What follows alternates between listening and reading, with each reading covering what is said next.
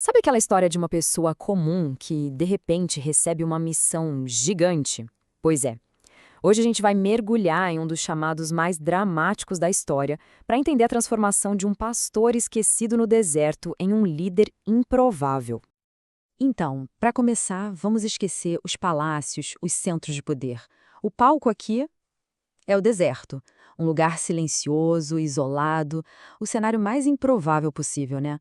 Mas é exatamente ali, longe de tudo e de todos, que algo extraordinário está prestes a acontecer. E quem é o nosso protagonista? Moisés. A vida dele? Bem, era a rotina de um pastor, sem glamour nenhum. Anônimo, sabe? Levando uma vida tranquila, cuidando do rebanho do sogro. E é bem no meio dessa calmaria, dessa monotonia, que o divino resolve aparecer. E olha só, o local onde isso acontece não é um ponto aleatório no mapa. Não mesmo.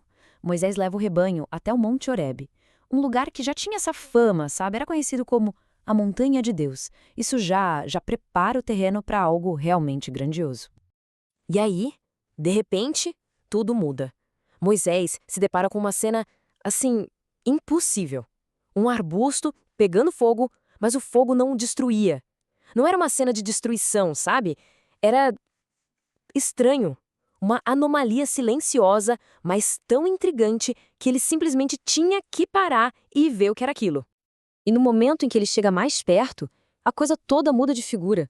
Deixa de ser só um fenômeno curioso para se tornar algo pessoal.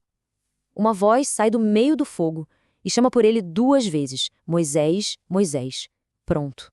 Aquela visão esquisita virou uma convocação divina. A partir daí, a conversa é direta. A voz se identifica e já vai direto ao ponto. Expõe uma crise gigantesca e entrega uma missão. Uma missão que, vamos combinar, para qualquer pessoa soaria como uma completa loucura. E o motivo para essa missão toda é apresentado em 4 pontos assim muito fortes. Primeiro, a aflição do povo foi vista. Segundo, o clamor deles foi ouvido. Terceiro, as dores são conhecidas. E o mais importante de tudo, a decisão de fazer alguma coisa já estava tomada.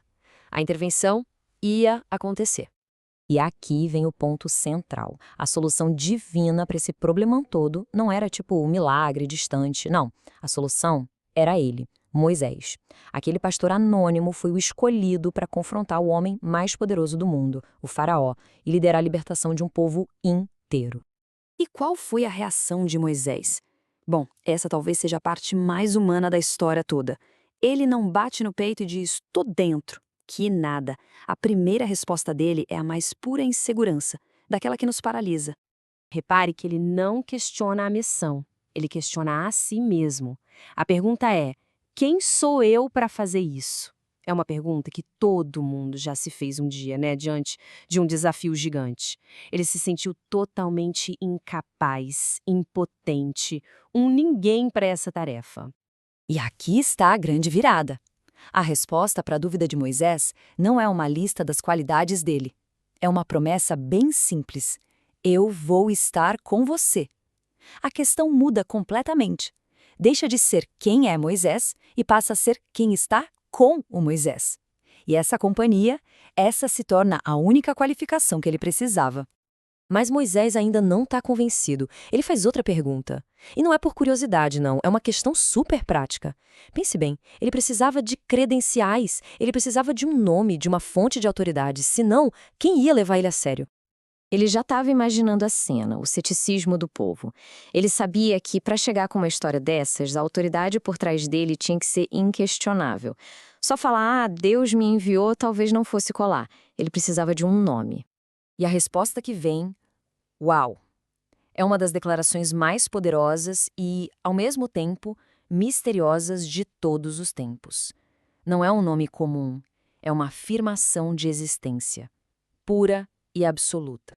Esse nome, Eu Sou, é muito mais que um título. Significa algo como aquele que existe por si só, eterno, autossuficiente. É como dizer que essa força não depende de nada para existir. Ela é a própria realidade. Pense bem, que autoridade pode ser maior do que essa? Ok, identidade e autoridade. Resolvido. A partir daí, a conversa sai do campo mais abstrato e vai direto para a prática. Um plano de ação é revelado com passos bem definidos. E o plano é bem estratégico, viu? Não é para chegar chutando a porta. Começa na diplomacia. Primeiro passo, juntar os líderes de Israel para ter apoio, para todo mundo estar na mesma página. Depois, ir até o faraó com um pedido a princípio modesto, de cunho religioso. Não era uma declaração de guerra. Ainda. Só que tem um detalhe. A voz já adianta que essa primeira abordagem não vai funcionar. Já avisa que o rei do Egito não vai ceder. Ou seja, a diplomacia era só o começo. O conflito já era esperado, era inevitável.